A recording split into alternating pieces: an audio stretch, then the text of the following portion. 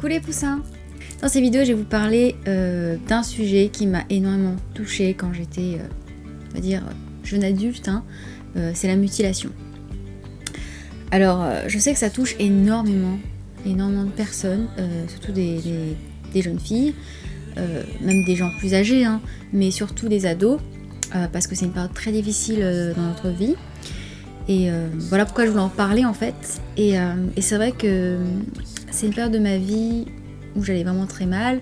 Et c'était justement la période où j'étais anorexique. J'ai fait d'ailleurs une story time sur mon anorexie pour les personnes qui ne l'ont pas vue. Allez la voir, si le sujet bien sûr vous intéresse. C'est une période où j'avais mes migraines ophtalmiques qui venaient de se déclencher. Ensuite je suis tombée en anorexie. Après pendant cette période-là, je me suis aussi fait du mal. Parce que j'allais vraiment pas bien dans ma tête. Est-ce qu'on parlait de dépression? Oui, je pense. Je pense que c'était une période de dépression, parce que pour faire ça, il faut vraiment aller très très mal. Je n'ai plus jamais refait quand j'ai arrêté, Dieu merci. Il faut savoir que se mutiler, ce n'est pas normal. C'est vraiment quelque chose c'est une preuve du fait qu'on va vraiment mal. Et c'est pas quelque chose à prendre à la légère. Alors moi, quand j'ai commencé à me mutiler, j'avais 19 ans. Et période où j'étais anorexique du coup. Et c'est vrai que j'allais vraiment... Quand on se mutile, en fait, c'est pas juste... moi en tout cas, je voulais le cacher, je voulais pas le montrer aux autres. Mais bon, on finit par un moment par le découvrir, quoi. Parce que déjà ma mère, elle l'a vu. Et elle a dit, mais pourquoi tu fais ça? Et j'étais là, ça me fait du bien en fait, parce que j'allais mal et elle savait pas comment me rendre mieux. Et en fait, comme elle avait fait quand elle était jeune aussi, et elle me comprenait en fait. Et elle savait que si plus elle serait sur moi à me dire arrête, ça arrangerait pas les choses. Et c'est vrai que quand j'étais anorexique, tout ça, elle m'a fait quand même voir des médecins, même si je crois que j'ai vu un psy, mais ça m'a pas plu. Le problème, c'est que du psy, c'est que c'est compliqué d'en trouver un bien. Ça peut vous empirer des fois, ça peut vous améliorer. Mais c'est compliqué, il faut en voir plusieurs pour trouver le bon, et j'en ai vu un ou deux et ça m'a pas trop plu, mais bon, au final je suis allée mieux quand même, donc tant mieux. Mais c'est vrai que si vous continuez à vous mutiler pendant des années et des années que ça ne s'arrête pas, il faut vraiment aller voir quelqu'un là, dans ce cas-là.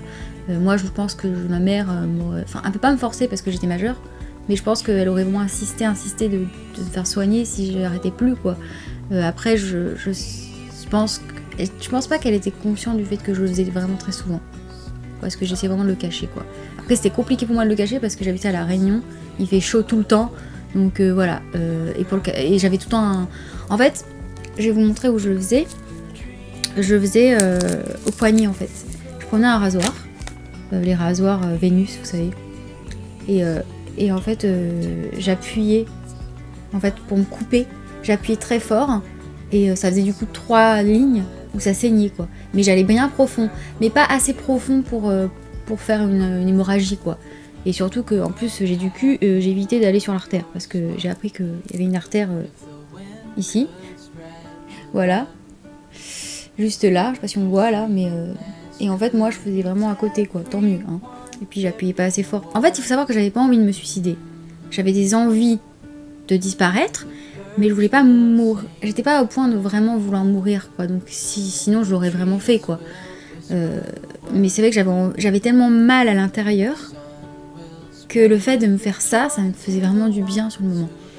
Mais en tout cas, c'est pour vous dire à quel point j'allais vraiment mal, quoi. Parce que pour moi, quand on en arrive à là, c'est qu'on est vraiment pas bien. Je pense que je culpabilisais sur beaucoup de choses. Il faut savoir que je pense que je suis tombée dans là-dedans en fait, dans cette dépression, on peut appeler ça comme ça, parce que j'étais partie après mon bac, et en fait je voulais partir de La Réunion, donc je suis partie, et je suis allée à Lyon, parce que mon beau-père habitait là-bas, j'étais dans un studio, j'ai choisi de faire sciences économie, ça me plaisait pas du tout ce que je faisais en fait, j'ai pas réussi à me faire d'amis. Les gens qui étaient dans ma fac, qui étaient dans ma classe, ils habitaient pas sur Lyon, donc le week-end ils repartaient chez eux, donc j'avais personne le week-end, et les gens qui vivaient dans mon immeuble, en fait, personne ne se parlait, quoi.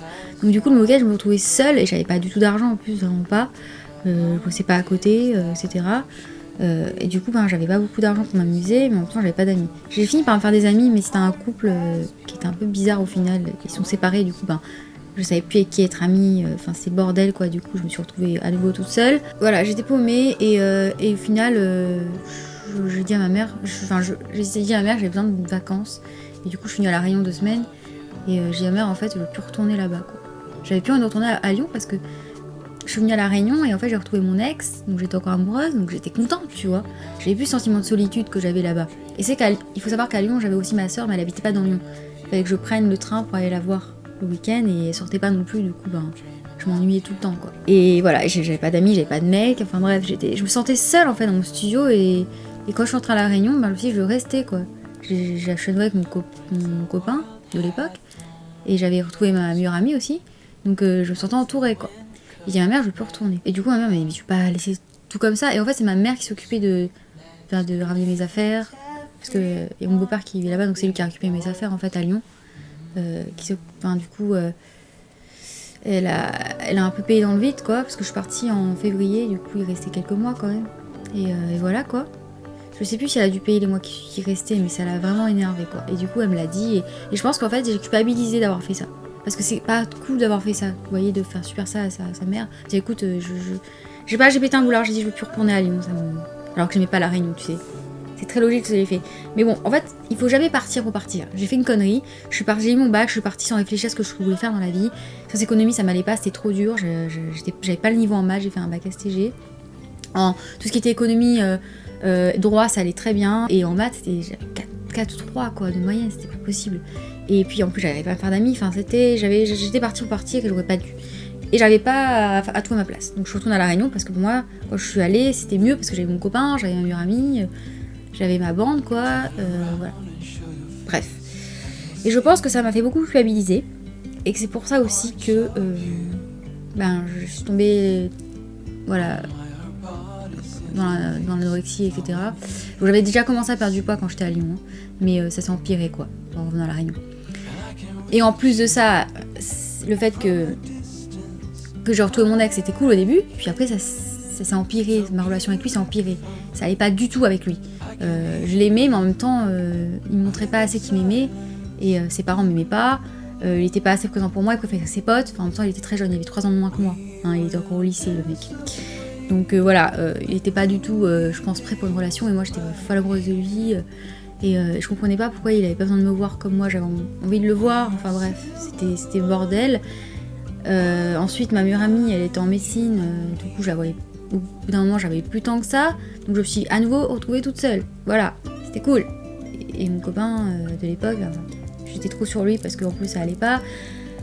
Mon père, à l'époque, n'allait pas du tout bien non plus. Voilà, les relations avec mes parents, ils sont divorcés, hein. Ils sont plus ensemble depuis très longtemps. Mais bon, mon père était toujours amoureux de ma mère. Enfin bref, c'est une relation compliquée. Il allait mal. Enfin bref, c'était beaucoup de choses dans ma vie qui allaient pas bien. Pour certains, ce serait genre, mais c'est pas si grave que ça. Mais bon, j'avais vécu des choses aussi, le harcèlement. Parce que quand j'ai vécu le harcèlement, j'ai rien fait subir à mon corps. Et je pense que tout ça m'est revenu dans la gueule, en fait, tu vois. D'avoir tout ça qui arrive dans ta vie. Il y a trop de choses, en fait. Ton cerveau a subi, des fois, ça se répercute à ce moment-là, tu vois. Et ton corps, il lâche, en fait. Et je pense qu'à ce moment-là, j'avais vécu trop de trucs, en fait. Et j'arrivais plus à gérer. J'avais trop de trucs dans ma vie qui se passaient. Et j'étais là, putain, mais ça va plus. Et j'arrivais pas à me retrouver, quoi.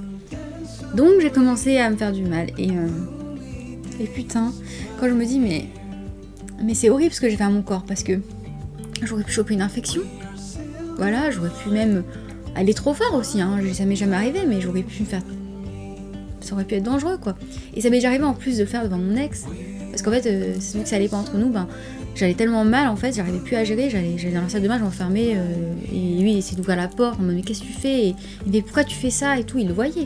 Ma meilleure amie aussi, de l'époque, elle l'a vu, et elle était là, mais arrête de faire ça, quoi. Et en fait, pour cacher, je mettais un pansement ici. Et je disais que mon chat m'avait griffé, bien sûr. Voilà, les gens de ma famille aussi me disaient, mais c'est bizarre quand elle trouve un pansement, et je pense qu'ils avaient un doute, quoi. Et il faut savoir que, je me rappelle, ma mère m'a dit, tu sais que tu fais ça, mais sache que tu auras des cicatrices à vie, quoi. Et c'est vrai. Et j'ai encore des cicatrices sur mes poignets, du rasoir. Je vous montrerai en photo. Après, j'ai de la chance, je suis blanche, donc ça se voit pas trop. C'est-à-dire que tant que je dis pas, les gens le verront pas. Par contre, si on est brune ou black de peau, si vous faites ça, ça se verra vachement. Parce que j'ai déjà croisé des nanas qui ont des mêmes traces au même endroit que moi et qui étaient brunes. Et je me suis dit, putain, elle se mutile, ou elle s'est mutilée et ça se voit hyper bien. Genre, il y avait une nana quand j'étais aux États-Unis, c'était une indienne, et ça se voyait trop quoi, qu'elle s'était mutilée. Et bien sûr, j'en ai pas parlé avec elle parce que j'étais pas proche d'elle. C'est hyper impoli, irrespectueux d'aller dire au fait, est-ce que t'as aux mains, enfin, est-ce au poignet. Ça se fait pas quoi. Puis de toute façon, ça sert à rien de lui dire ça parce que je l'ai fait et c'est hyper. Enfin, c'est horrible de faire ça. Mais je me suis douté que c'était ça quoi. Mais voilà, toute ma vie, je me rappellerai de ce que je me suis fait parce que j'ai des traces sur mes poignets. Voilà, et j'ai aussi fait sur mes chevilles. Ça m'arrivait aussi. Voilà, ça se voit un peu moins quand même. Et je me rappelle de la sensation encore de ce que ça faisait. Mais plus jamais je me ferais ça parce que c'est horrible. C'est horrible parce que c'est pas normal de se faire du mal comme ça. C'est pas normal. Et votre corps, il a pas à subir ça. Et je veux m'adresser aux personnes qui le font encore aujourd'hui. C'est pas une fierté. Hein, c'est pas une fierté de le faire. Il faut vraiment pas que vous... C'est pas quelque chose où il faut être fier. C'est quelque chose où si vous le faites, c'est que vous allez mal et il faut que ça s'arrête en fait. Ça peut pas continuer comme ça. Il faut que vous en parliez à quelqu'un et que vous essayez d'arrêter de faire ça parce que se mutiler c'est horrible. C'est horrible, vraiment. C'est pas quelque chose où on doit l'afficher parce que ça m'est déjà arrivé de tomber sur des comptes de mutilation aussi, mais putain, mais comment on peut faire des photos de ça quoi et en parler comme ça. Après, je pense que la personne elle s'en rend pas compte, hein, que c'est juste pour partager sa souffrance qu'elle fait ça. Hein. Mais c'est grave d'en arriver à là. Et moi, j'en suis arrivée. Bon, à l'époque, j'avais pas les réseaux sociaux, ça se trouve, je l'aurais fait aussi, hein, je sais rien. Mais c'est grave et c'est quelque chose vraiment à pas prendre à la légère. S'il y a quelqu'un autour de vous qui le fait, évidemment, vous pouvez pas le pousser à arrêter, ça marche pas comme ça. Hein. Ça sert à rien de culpabiliser, de harceler comme ça. Mais il faut essayer d'en parler avec la personne, de voir qu'est-ce qu'il y a pas dans sa vie, en parler, être là pour la personne, vous voyez. Moi, j'ai réussi à arrêter toute seule, sans forcément me faire interner ou quoi que ce soit. Voilà, l'année aussi, j'ai eu un déclic comme ça. J'en avais marre d'être mal en fait. J'en avais marre d'aller pas bien. Je me suis dit c'est bon là, ça suffit là. Mais pas tout le monde n'a cette chance, je le sais. Il y en a qui ont besoin de voir un psychologue, il y en a qui ont besoin de prendre des antidépresseurs. Et faites-le si vous en avez besoin. N'ayez pas honte d'aller voir un psy, n'ayez pas honte de prendre des antidépresseurs parce que la vie est géniale, il y a des périodes horribles, il y a des périodes incroyables dans la vie. Malgré le fait que vous vivez des choses horribles, il m'a pensé au fait qu'un jour ça va aller mieux. Parce que moi, ça allait mieux. Vous voyez, j'ai vécu du harcèlement, je me suis fait rejeter toute mon adolescence par les gens, et aujourd'hui ça va mieux, aujourd'hui j'ai beaucoup plus confiance en moi, aujourd'hui je me trouve jolie, je me trouve belle, j'adore mes cheveux, j'adore ma peau, et pourtant, si je retourne dans le passé et que je reparlais à l'ado que j'étais, elle serait choquée de voir ce que je suis aujourd'hui, quoi. Elle serait choquée, elle serait là, putain, mais voilà. Enfin voilà, faut pas se dire que ça ne s'arrangera jamais, c'est pas vrai, tout s'arrange. Après des périodes horribles, il y a des belles périodes qui peuvent arriver et qui arriveront, c'est sûr. Comme on dit toujours, on peut pas, quand on est tombé au fond du gouffre, on peut pas aller plus bas, on peut que remonter. Donc dites-vous ça. Et moi j'ai eu ce déclic un jour parce qu'au bout d'un moment, quand t'es déprimée, quand t'es anxieuse et t'es vraiment pas bien, t'en peux plus quoi, et t'as besoin de... Enfin moi j'aime pas me rappeler cette période-là, c'est vraiment pas agréable. Mais bon, il fallait que j'en parle parce que je vois beaucoup de gens qui sont pas bien dans les réseaux et ça m'arrive, comme je vous dis, de tomber sur des comptes. Et je me dis mais c'est pas possible quoi, c'est pas possible, c'est terrible comme sentiment et j'ai vécu ça donc je sais ce que c'est. Et je me rappelle de la pire sensation que j'ai eue quand je me suis mutilée. C'est un jour je me suis mutilée ici avec le rasoir. Je sais pas si ça se voit trop mais une cicatrice ici. Et en fait la peau est très fine ici. Ne jamais faire là, enfin c'est vraiment le pire endroit à faire parce que j'ai eu mal et après j'ai mis un pansement et en fait ça s'est collé au pansement en fait. Et quand j'ai enlevé, j'ai failli m'évanouir en fait et j'ai gerbé tellement j'ai eu mal en fait. Tellement ça m'avait fait mal, je me suis dit putain mais qu'est-ce que j'ai fait quoi. C'est pas le jour où j'ai arrêté mais en tout cas je me suis dit mais pourquoi je fais ça quoi putain mais et je me suis plus jamais mutilée ici et voilà et c'était horrible et je me rappelle que pendant cette période là je me cherchais au corps hein, et j'ai essayé plusieurs domaines en fait d'études hein. J'ai fait même comptabilité à un moment donné. C'était l'année où j'ai fait ça, c'était la pire année de ma vie, j'avais 20 ans là. Et ça a duré 2 ans à peu près. 2 ans où j'étais très mal. Et c'était vraiment la pire année de ma vie. Je cherchais et ça a commencé à aller mieux quand j'ai commencé ma fac d'anglais. Là, j'étais bien dans mes études. C'était vraiment ce qui me correspondait. Voilà. Et là, j'ai commencé à arrêter et j'ai commencé à aller mieux. Mais la mutilation, c'est tellement... Quand on y pense, c'est tellement horrible. Vous imaginez, vous faites du mal à vous-même, quoi. Même si on a de l'aide, si vous n'avez pas la volonté de l'en sortir, vous n'allez pas réussir. Il faut au moins avoir la volonté de vivre et d'aller mieux. et se dire que le soleil brillera à nouveau dans votre vie et que vous allez rencontrer des gens qui vont rendre heureux. Déjà il faut soi-même pouvoir être heureux avant de compter sur les autres, hein. Mais c'est vrai qu'avoir des gens qui nous aiment autour de nous, ça aide. Et voilà, je voulais faire cette vidéo pour vous dire que oui, on peut aller mieux. Et non, ce n'est pas normal de se mutiler. Avant j'avais honte de ça. Encore plus honte que mon anorexie. J'avais honte de me mutiler. J'ai hésité à faire cette vidéo parce que je me suis dit, oh là là, c'est quand même un sujet hyper... je sais pas pourquoi, la mutilation ça me touche plus que l'anorexie, je sais pas pourquoi. Peut-être que c'est plus choquant parce que ça se voit vraiment en fait. L'anorexie je pense que c'est plus choquant pour les gens la mutilation que l'anorexie, parce que l'anorexie, bon, enfin, voilà, t'es très mince, du coup les gens t'admirent et tout. Donc la mutilation, tu te coupes quoi, c'est pas beau du tout.